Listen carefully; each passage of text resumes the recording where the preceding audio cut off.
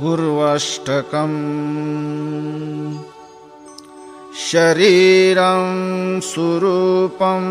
यथा वा कलत्रं यशश्चारुचित्रं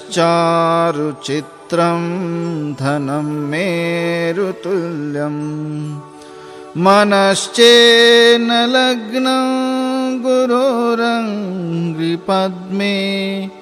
ततः किं ततः किं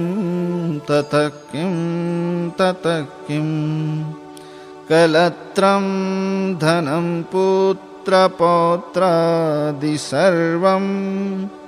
गृहं बान्धवा सर्वमेतद्धि जातं मनश्चेन लग्नं गुरोरङ्घ्रिपद्मे ततः किं ततः किं ततः किं ततः किं षडङ्गादिवेदो मुखे शास्त्रविद्या कवित्वादिगद्यं सुपद्यं करोति मनश्चेन लग्नं गुरोरङ्घ्रिपद्मे ततः किं ततः किं ततः किं ततः किं विदेशेषु मान्यः स्वदेशेषु धन्यः सदाचारवृत्तेषु मत्तो न चान्यः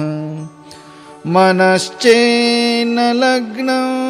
गुरोरङ्घ्रिपद्मे ततः किं ततः किं ततः किं ततः किं क्षमामण्डले भूपभूपालवृन्दैः सदा सेवितं यस्य पादारविन्दं मनश्चेन लग्नं गुरोरङ्घ्रिपद्मे ततः किं ततः किं ततः किं ततः किं यशो मे गतं दीक्षुदानप्रतापात् जगद्वस्तु सर्वं करीयत्प्रसादात् मनश्चेन लग्नं गुरोरङ्घ्रिपद्मे ततः किं ततः किं ततः किं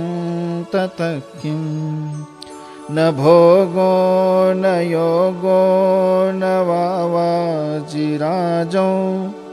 न कान्तामुखेनैव वित्तेषु चित्तं मनश्चेन लग्नं गुरोरङ्घ्रिपद्मे ततः किं ततः किं ततः किं ततः किम् अरण्येन वा स्वस्य गेहेन कार्ये न देहे मनो वर्तते मे त्वनर्घे मनश्चेन लग्नं गुरोरङ्घ्रिपद्मे ततः किं ततः किं ततः किं ततः किम् अनर्घ्यानि रत्नानि मुक्तानि सम्यक् समालिङ्गिता कामिनि यामिनीषु मनश्चेन लग्नं गुरोरङ्घ्रिपद्मे ततः किं ततः किं ततः किं ततः किम् गुरोरष्टकं यः पठेत् पुण्यदेही यतिर्भूपतिर्ब्रह्मचारी च गेही मनश्चेन लग्नं गुरोरङ्घ्रिपद्मे ततः किं ततः किं ततः किं ततः किम् लभेद्वाञ्छितार्थं पदं ब्रह्मसंज्ञं गुरोरुक्तवाक्ये मनो यस्य लग्नं मनश्चेन्न लग्नं गुरोरङ्घ्रिपद्मे ततः किं ततः किं ततः किं ततः किं ततः किं ततः किं